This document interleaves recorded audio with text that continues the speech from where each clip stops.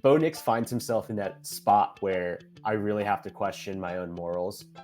Good QBs do overcome poor landing spots all the time. He was incredibly fantasy relevant. He was a very useful player. Yeah.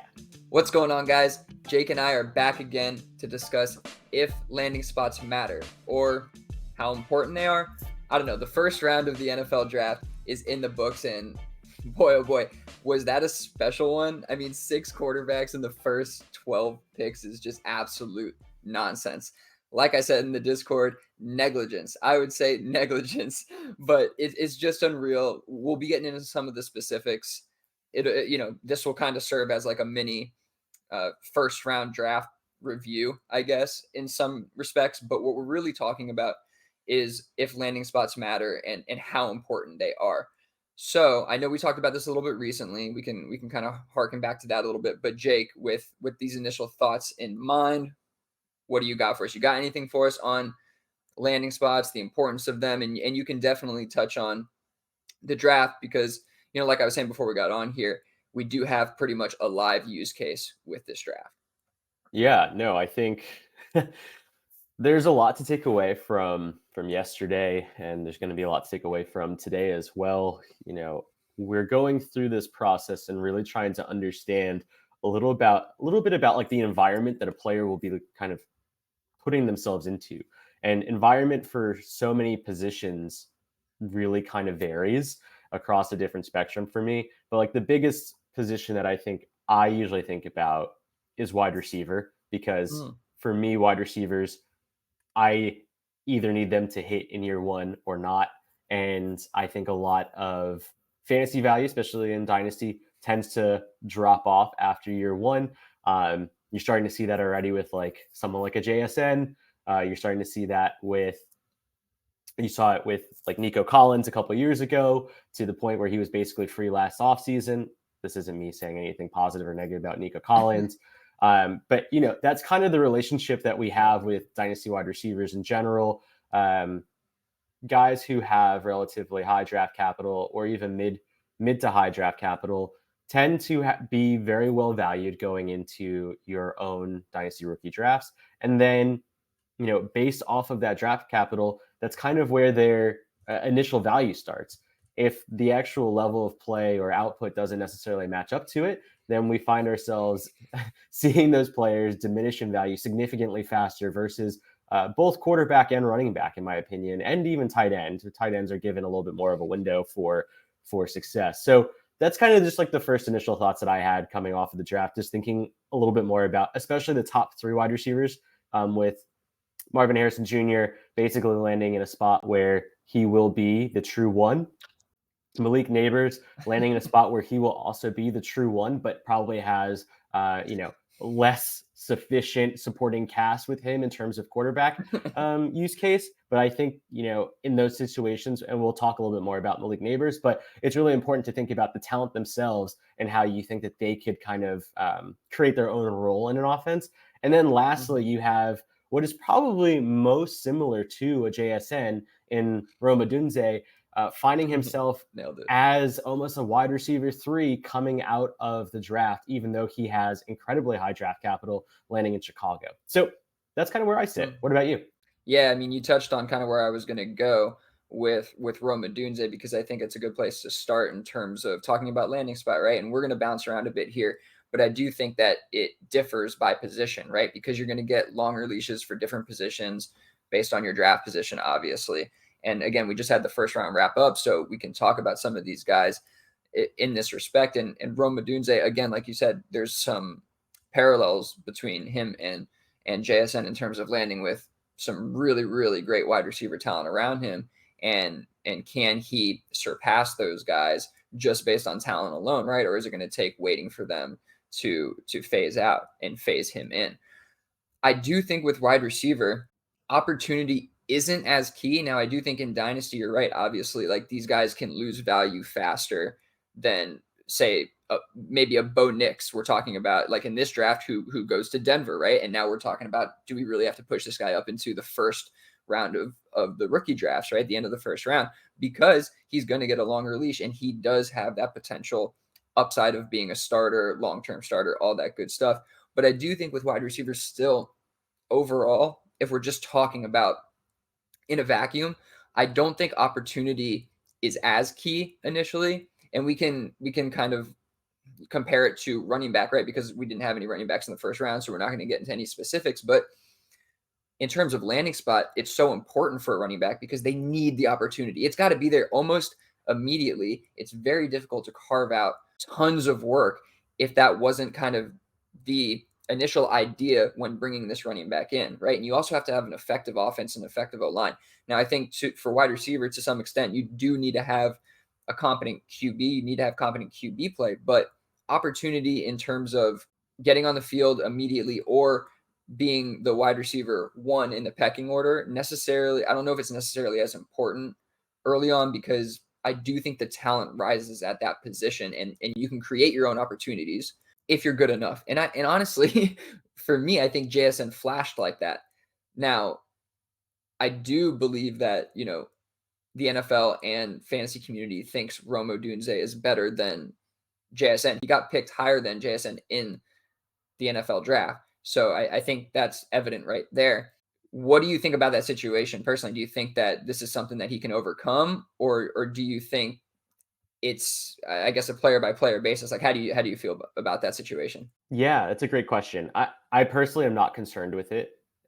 Funny enough, I think both Billy and I are probably a little bit lower on Roma Dunze than a lot of the community in the sense that we, I think, had him pre-draft at somewhere in like the 106, 107, 108 range. And Mhm. I was seeing him all the way up into the 104, 105 range pre-draft. So, you know, going into it with that bias in mind, I do think that he will absolutely rise to the top in the situation. I think Keenan Allen is very much a filler for a few years, almost a Mhm. similar situation to that of trying to put a quintessential wide receiver one in what I believe is Roma Dunze in the future, being able to have him learn behind two very talented assistants with him in DJ Moore and Keenan Allen. And then when Keenan hits, the 32, 33 mark, because they only really have, I think, 1 year on his contract right now, then Rome basically slots perfectly into that secondary role or even becoming the primary target for Caleb Williams. I think the differentiation between his situation and, let's say, JSN's is really role dependent. I don't think that JSN is that type of receiver to kind of warrant that target share necessarily. But that doesn't mean that his usage won't increase in year two, which I think it will. I'm not necessarily saying I'm low on either of them. I think it's just more so that the archetype of both of them are slightly different. So I think that their trajectory will also be slightly different, if that makes sense. And the way in Mhm. which both teams configure their rosters around the two players is also really important to think about as well. Rome is definitely tailored to kind of match up with Caleb Williams for the first 5 years, both players on rookie contracts with fifth-year options. And JSN doesn't really have a quarterback to necessarily be paired with in the same way. Mhm. Seahawks are going to probably be in a little bit of limbo, I guess is probably unfortunately the best way of putting it moving forward because they're kind of stuck in this like we're pretty bang average. What do we do? Do we just try and lose games? Teams don't do that in the NFL. They're not dynasty teams. And or do we try and, give Sam Howell a shot, which we all believe that Sam Howell is not competent enough to be a starting quarterback in the NFL. But then again, I thought the same thing about Geno Smith, and he changed my mind. And we'll probably talk a little bit more about this, but that's the other thing too, is that coaching has a huge impact on a lot of these players, especially when we think about the quarterback situation as well. So, you know, all in all, I think Roman Dunze definitely has a shot to basically make his own role post year one. I don't think it happens necessarily in year Mhm. one, but I think it will happen post year one. What about you? I do think that he has a skill set that can translate a little bit better than JSN. And maybe it's more because he's a bigger guy too, but it's his ability in those contested catch situations. And I think that that offers him a little bit more room to grow. Like they're not going to use JSN in that way. You know what I mean? For him, they're going to use him, I think, a little bit more where he can be like force fed. And Mhm. it's going to be a little bit, more, I think it's going to be bigger plays as well. So yeah, I mean, in general though, I think it's very similar to the Seattle situation where you have, a guy in Lockett who is kind of phasing out, and you have a guy in Keenan Allen who is absolutely going to be phasing out. So it might be less to overcome than we're kind of looking at it. And I think we also sometimes overstate and overestimate how well we know each situation. So as much as landing spot matters, when it comes to these like high end prospects, I've said this before. Going to AJ Brown, that kind of thing, like it doesn't matter as much for me. But I want to take this to a little bit of a different place.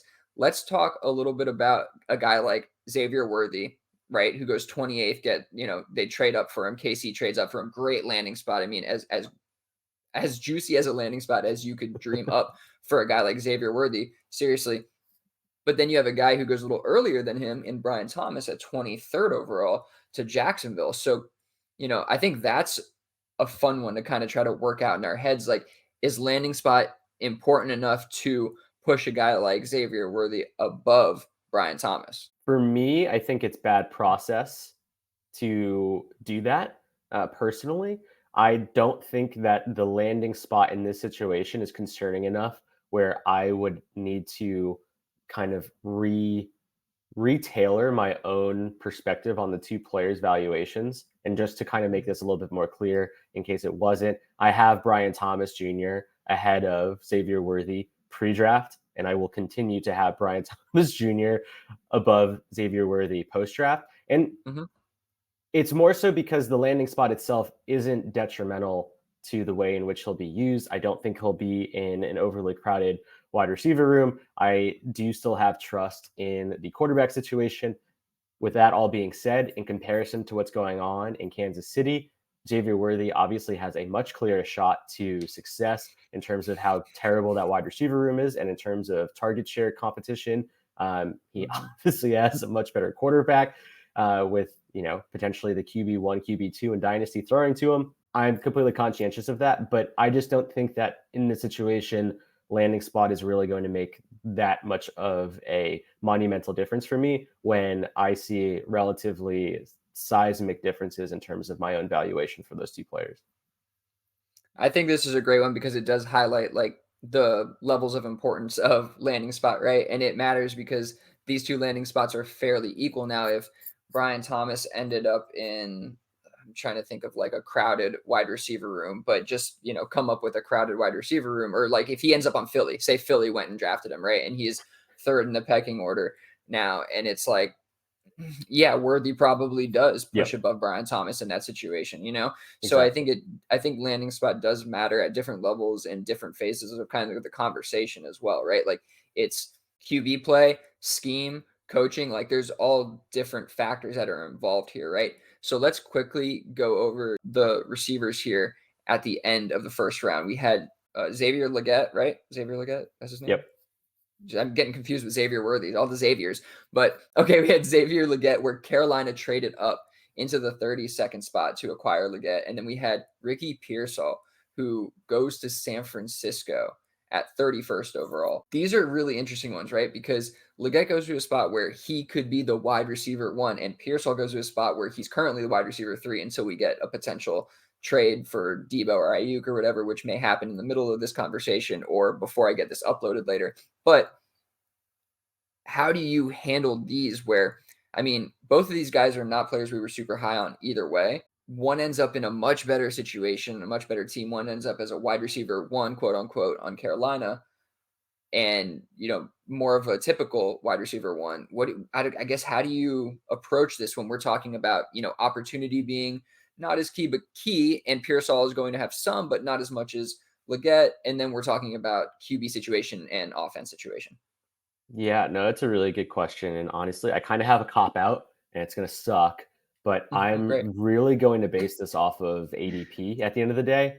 Okay. Um, I really want to be able to read kind of what the community is doing and then kind of tailor my own decision making off of what the rest of the community thinks. So, for instance, if um, Xavier Legette ends up moving up into the end of the first round, which I didn't have him anywhere close to, like if I'm somewhere near that 111, 112 range and he hasn't dropped off, I'm probably going to try and trade out. Like Hmm. If I can get additional value, move into the early second, and potentially get a Ricky Pearsall, then I will. That's kind of the way that I see these types of valuations. I'm not trying to let people know or think that I believe I'm better than the NFL scouts. But at the end of the day, like I also want to draft Happy. players that I believe in, right? Like, yeah, Yeah. true. But like I do want to draft players that I believe in. And Xavier Legette happens to be one of those kind of question mark players that I just don't necessarily see there's success potentially there in his range of outcomes. It's just not something that I want to be putting my bet on in the first round. And I think that that's unfortunately where he could kind of be Yeah. going in a lot of rookie drafts. What about you? Yeah, I think he'll probably be in that early second, which is still a little too rich for my blood. And Yeah. again, if Pearsall is going to be more mid second, I know I've already seen some people on Twitter talk about pushing him into the first, and I won't be having any of that myself if that's the case. But I kind of agree with you here. I think it's similar to the situation we were talking about before with Worthy and Thomas, where it's like, yeah, Pearsall's situation isn't perfect, but if he's going to be cheaper and you know that these, you're going to also, again, with wide receivers, talent's going to rise. And we don't believe in Leggett that much. Now, we didn't believe in Pearsall that much either. But again, we're talking about acquisition price at this point. I think Yep. that landing spot is going to edge it out for a guy like Pearsall. So yeah, that, I mean, I'm kind of there with you as well. And I had seen flashes from Leggett that were definitely encouraging, but not encouraging enough for me to overlook Carolina as the landing spot and and the acquisition cost, which is just going to be a little too high for me. So let's get off of the wide receivers a little bit here. Let's talk about the QBs real quick before we finish off with the one tight end that went in the first round. So let's work backwards. We don't really need to talk. Let's work backwards, yeah, because we don't. I don't really want to talk about Caleb Williams so much. Let's talk about Bo Nix, right, who went 15th overall to the Denver Broncos, and Michael Penix, who went 8th to the Atlanta Falcons. How do we approach these players who you and I had back of the second round rankings on, who are now getting pushed up to back into the first round? And I put out a tweet today. How high or yeah, how high are you? Sorry, how high are you willing to draft Bo Nix if you couldn't trade out of the spot? And I really struggle to find myself saying 112 even, right? But Yeah. somebody came in there 109. People were saying mid second. You probably are closer to the late second. Michael Penix, gonna sit behind Kirk Cousins most likely, 24 years old. At best, he gets out there due to an injury early on, but we're seeing maybe a 2-year window here where this guy's sitting like Jordan Love or something. How do you feel about these guys being pushed up to the first round, and how do you feel about these landing spots impacting them as long-term assets? Because I mean, Bo Nix is pretty much the starter there, right? Yeah. Like, what do we do with these guys? And how important was the landing spot for them? I guess that's really the most important question.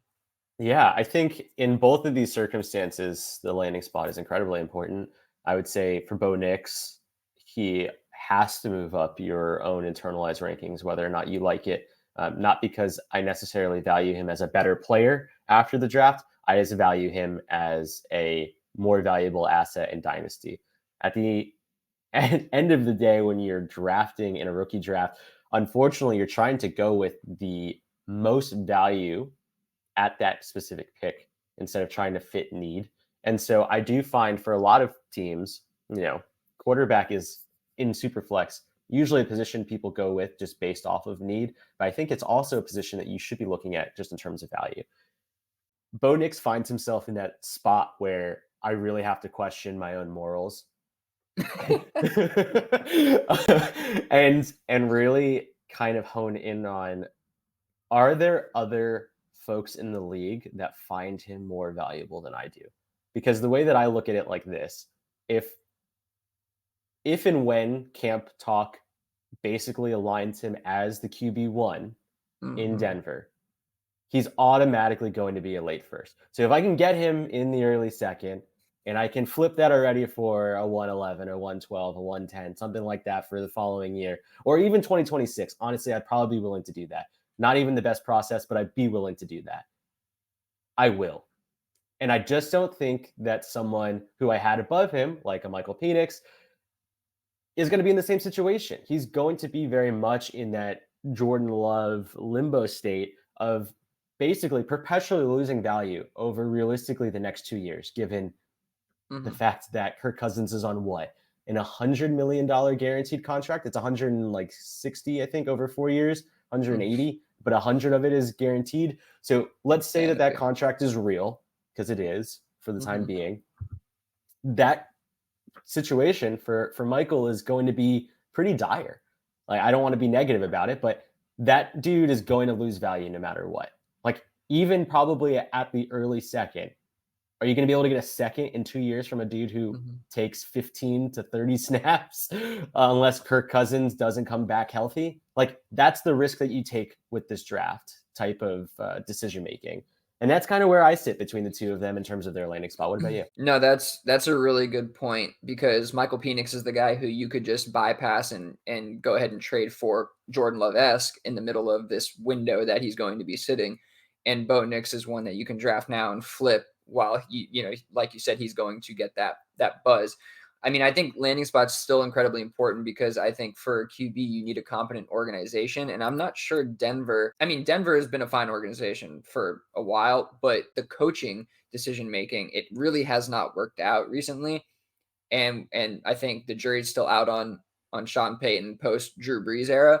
So I just get a little concerned with landing in Denver and how good it can be. But I guess with the way he plays, you do have to put it into context a little bit. I like Penix's situation better if he were to get a start, but I do think that the way you laid it out makes a lot of sense.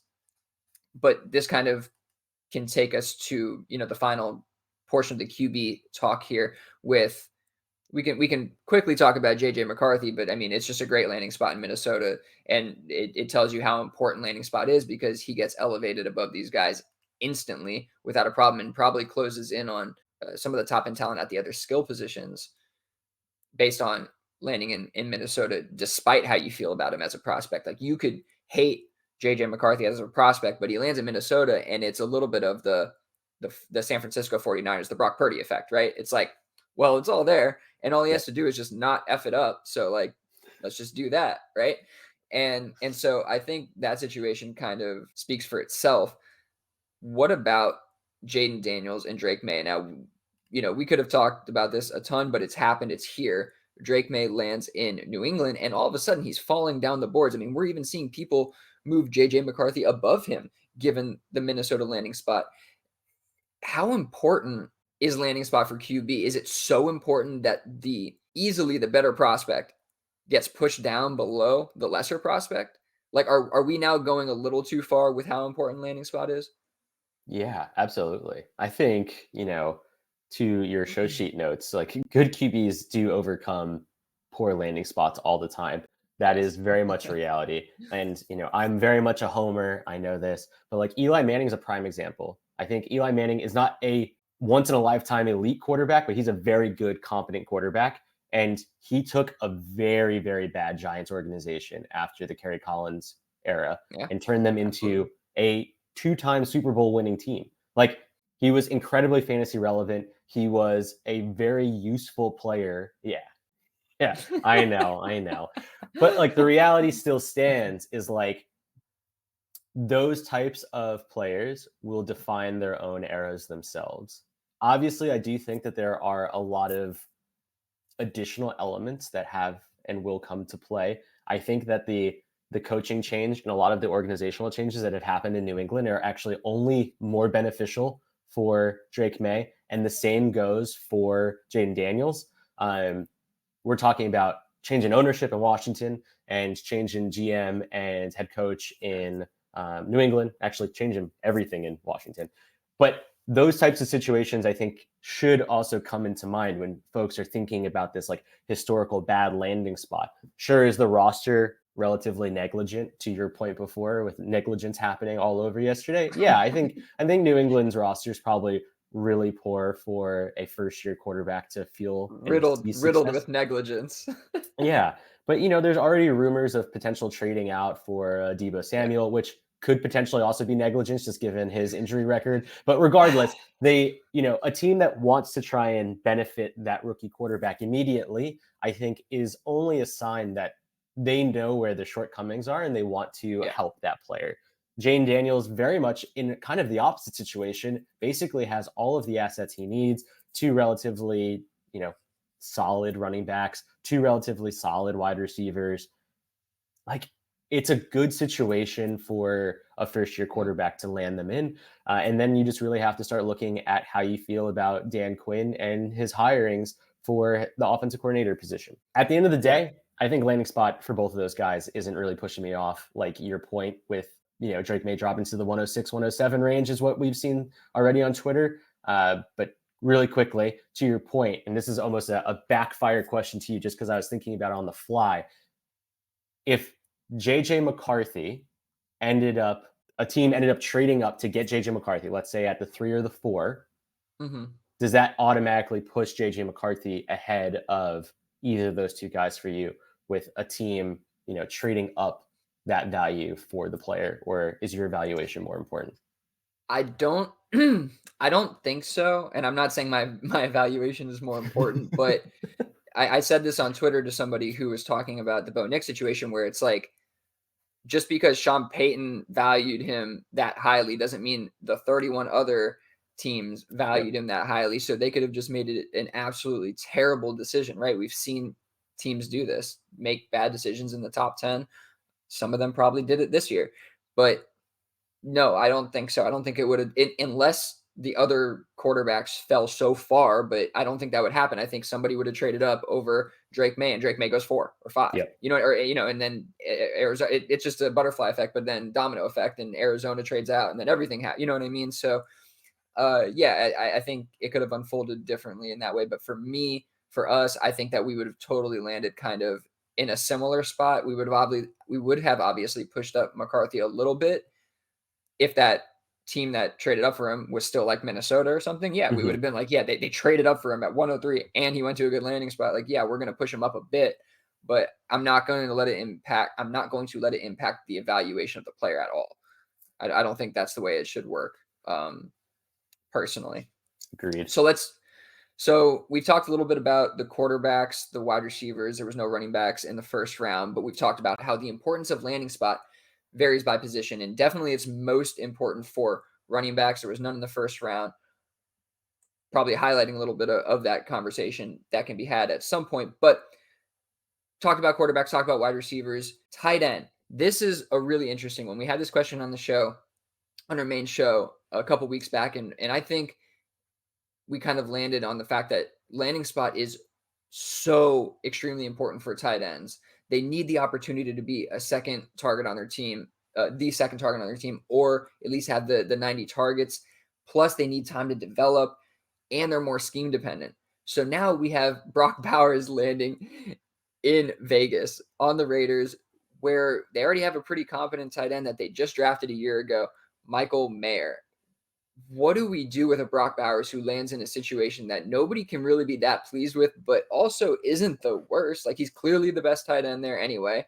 Devontae Adams will be out the door eventually. There's not that much competition. Like, do you just keep him in the same spot and just roll with it, or how important was this for Brock Bowers? How much of a difference did this make for him for you?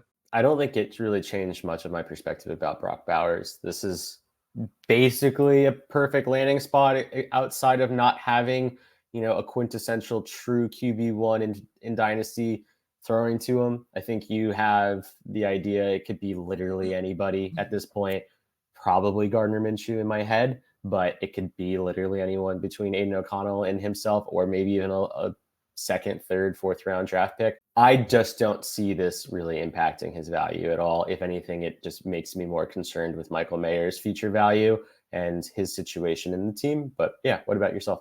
Yeah, like, it's just not appetizing. So I think that there's just like you had so many juicy landing spots that he could have gone to with really good quarterbacks. If you just made it a couple more picks, he's in like the Cincinnati range. He's in just, such Yep. better landing spots. So maybe it was not managing the expectations initially, that are kind of shading, the opportunity that's ahead of him, the true opportunity that is ahead of Brock Bowers. Clearly, it's a fine landing spot for him, and I don't think tight ends are super dependent on the quarterback play necessarily. I actually think that they're kind of immune to it because they end up being the security blanket for the young quarterback or for the poor quarterback. Now, obviously, better quarterback, better plays, bigger plays and all that. So we definitely want a better situation, but it does give him, I think, some time to develop. And for our purposes in fantasy, I've always been to let somebody else draft the tight end in the first round and let me pay up for him later or pay for him later because I think there'll be a dip. And this is kind of the perfect situation. You can see the dip already occurring, I think, just mentally, you know what I mean? And you can see how he might not have as productive of a first year as people once thought, and you may be able to go snag him up. So landing spot is super important, but I don't think this is that bad of a landing spot as it can be made out to be. Yeah. Right. And it gives him the time to get right, I think, and gives them a time. And again, quarterback situation, we've seen a ton of these teams, all of a sudden it just gets right and they figure it out. And all it takes is just that pick next year being the guy, and we're off and running. So I think this was a really, really good discussion around landing spot. I really wanted to touch on this because I think that, there's a lot of talk about how much does draft capital matter? How much does XYZ matter? But landing spot is, I think, really tough to quantify how much it matters. And you really have to talk around the context. And this class gave us a really great live use case in terms of these guys going places we didn't expect or maybe didn't want. So we can kind of really test ourselves on how much landing spot does matter to us. And I think at the end of the day, it's really keeping everything in perspective and looking at each situation as its own, and definitely each position as its own, because each position, I think, requires different factors to overcome the landing spot or to be able to succeed in that landing spot. So as always, Jake, thank you so much for joining me. This was a great discussion. Please, everybody, subscribe to the channel if you dig what we got going on over here. We will catch you next time. Peace out.